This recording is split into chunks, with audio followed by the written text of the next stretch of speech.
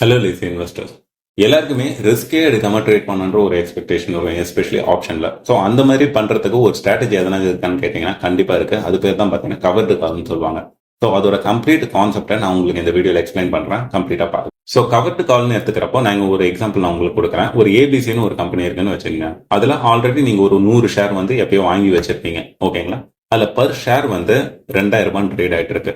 So 100 into 2000 2 லட்சம் ரூபாய், ஓகேங்களா? ஸோ இப்போ உங்க டிமேட் அக்கௌண்ட்ல 2 லட்சம் ரூபாய்க்கு மதிப்பிலான இது வந்து ஸ்டாக் வந்து உங்க கையில இருக்கு.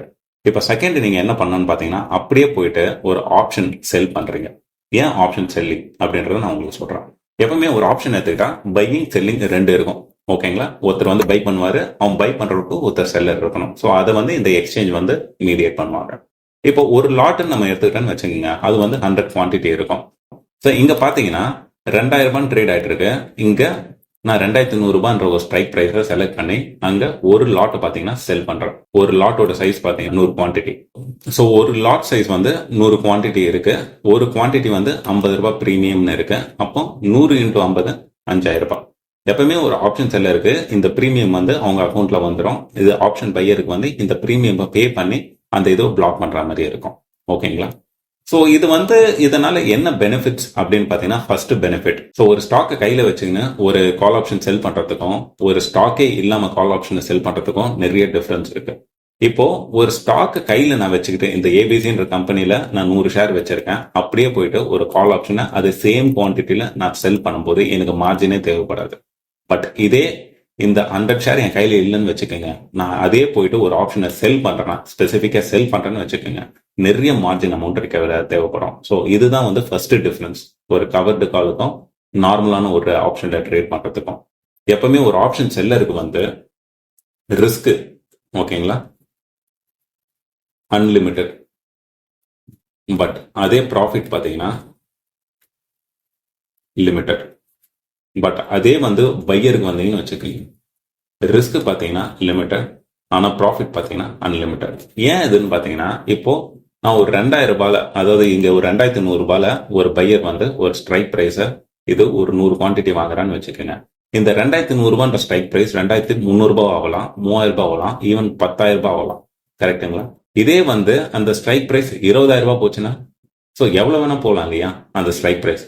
ப்ராக்டிக்கலா வந்து இமீடியட்டா பாசிபிள் இல்லைனாலும் ஒரு அசம்ஷனுக்கு நம்ம பேசும்போது அந்த இது ஸ்டாக் வந்து ஒரு 2100 ரூபாயில இருந்து எவ்வளவு வேணா மேல போகலாம் அப்படின்றதுனால அந்த ப்ராஃபிட் அன்லிமிட்டட்னு சொல்லுவாங்க. பட் அதே ஏன் வந்து ரிஸ்க் லிமிட்டட்னு சொல்றாங்கன்னா, இந்த 2100 ரூபான்றது அந்த ஸ்டாக் எவ்வளவு மட்டமா கீழே போகலாம், மேக்சிமம் ஜீரோக்கு போலாமா, ஓகேங்களா? அப்ப நான் இந்த 2100 ரூபான்றத 50 ரூபாய் பிரீமியம் கொடுத்து 5000 ரூபாய் கொடுத்து பிளாக் பண்ணி வச்சிருக்கேன். அப்ப மேக்சிமம் எனக்கு எவ்வளவு லாஸ் ஆகும்? இந்த 5000 ரூபாய் தான் லாஸ் ஆகும், கரெக்டுங்களா? அதுக்கு மேல லாஸ் ஆகிறதுக்கு எனக்கு எத்தனை பாசிபிலிட்டி இருக்கா? இல்ல.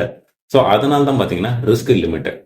பட் இதே பாத்தீங்கன்னா ஒரு செல்லருக்கு ஏன் வந்து ரிஸ்க் அன்லிமிட்டட்னு சொல்லுவாங்கன்னா, ஸ்டார்டிங்லேயே ஒரு ஆப்ஷன் நம்ம ட்ரேட் பண்ணும்போது எஸ்பெஷலி செல்லருக்கு பாத்தீங்கன்னா மார்ஜின் அமௌண்ட் நிறைய பிளாக் பண்ணி வச்சிருவாங்க. 1 லட்சம் ரூபாய் 2 லட்சம் ரூபாய் அப்படின்னு சொல்லிட்டு நம்ம குவான்டிட்டி எவ்வளவுக்கு எவ்வளவு அதிகமா வாங்குறோமோ அதுக்கேற்ற மாதிரி அதிகம் அமௌண்ட் வந்து பிளாக் பண்ணி வச்சிருவாங்க.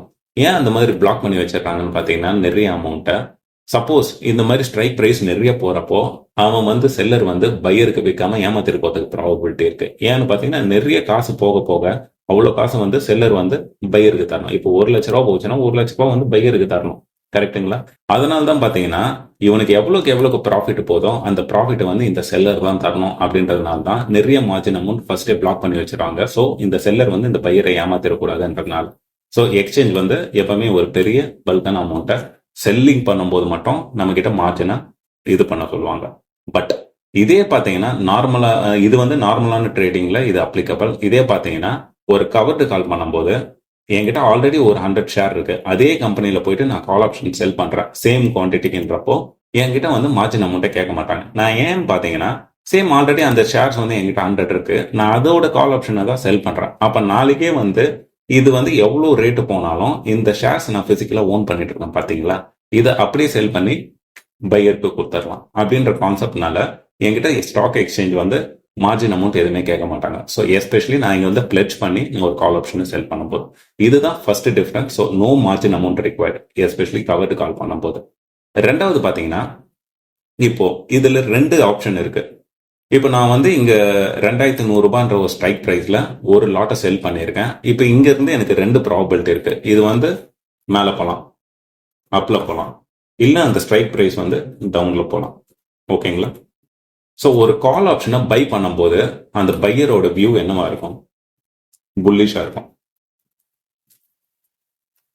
ஒரு கால் ஆப்ஷனை பை பண்ணும்போது அவன் என்ன சொல்றான்னா 2100 மேல இந்த ஸ்டாக் போகும் அவன் இந்த பீரியட் குள்ள அப்படின்னு சொல்றான். பட் ஒரு செல்லர் என்ன சொல்றான், கால் ஆப்ஷனை செல் பண்ணும்போது பேரிஷா இருக்கான், இல்ல 2100 மேல போகாது அப்படின்னு சொல்றான்.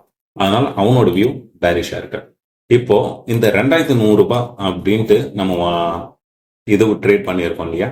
இப்போ வந்து ஃபார் எக்ஸாம்பிள் ஃபர்ஸ்ட் சினாரியோ 1900 போயிருக்கு, அதாவது கீழே போயிருக்குது. அப்ப என்ன ஆகும்? இந்த பையர் இருக்கான் பாத்தீங்களா, பையர் வந்து அவன் எப்பவுமே அவனுக்கு வந்து ரைட் டு எக்ஸசைஸ் சொல்லுவாங்க, செல்லருக்கு வந்து ஆப்ளிகேட்டட் அப்படின்னு சொல்லுவாங்க.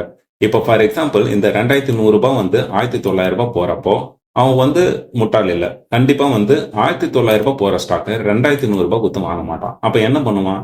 அப்ப அதை அப்படியே விட்டுட்டு போயிடுவான். இந்த 5000 பிரீமியம் நம்மளுக்கு ஒரிஜினல் முன்னாடி கொடுத்தாங்க பாத்தீங்களா, அப்படியே வந்து அது லாபமா நம்மளுக்கு கிடைச்சிடும். ஸோ ஒரு செல்லருக்கு வந்து இந்த ஸ்டாக்கு கீழே போகும்போது, அதாவது இந்த ஸ்டாக் வந்து 2100 நம்ம ட்ரேட் பண்ணியிருக்கோம், அது வந்து கம்மியா கீழே போகும்போது, ஸோ ஒரு பையருக்கு வந்து பையர் என்ன பண்ணுவான்னா கண்டிப்பா வந்து அந்த 1900 போறதை 2100 கொடுத்து வாங்க மாட்டான். அதனால அது வாங்காம போயிடுவான். அப்ப இந்த பிரீமியம் 5000 முன்னாடி கொடுத்தான் பாத்தீங்களா, அது அப்படியே வந்து செல்லருக்கு வந்துடும்.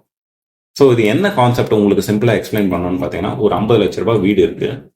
இப்ப இந்த வீட்டை வாங்குறதுக்கு நான் 1 லட்ச ரூபாய் ஒரு டோக்கன் அட்வான்ஸ் கொடுத்துட்றேன்.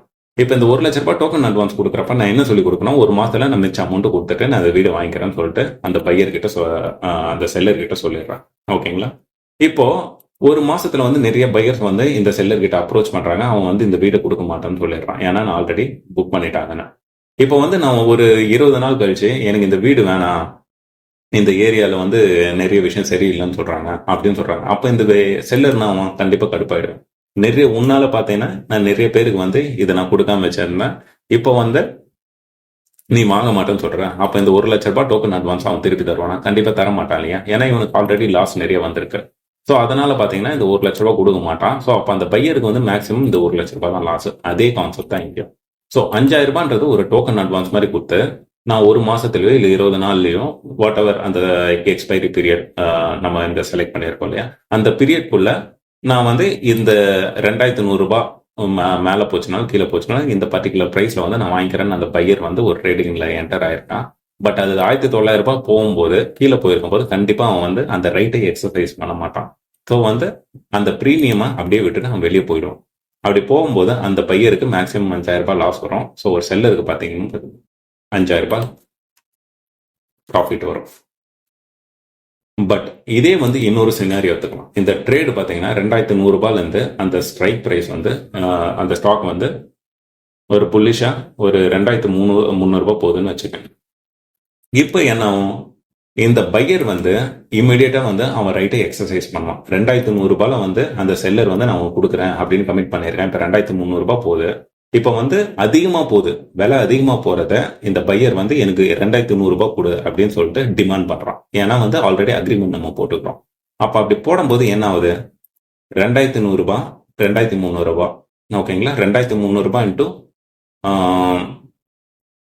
100 குவான்டிட்டி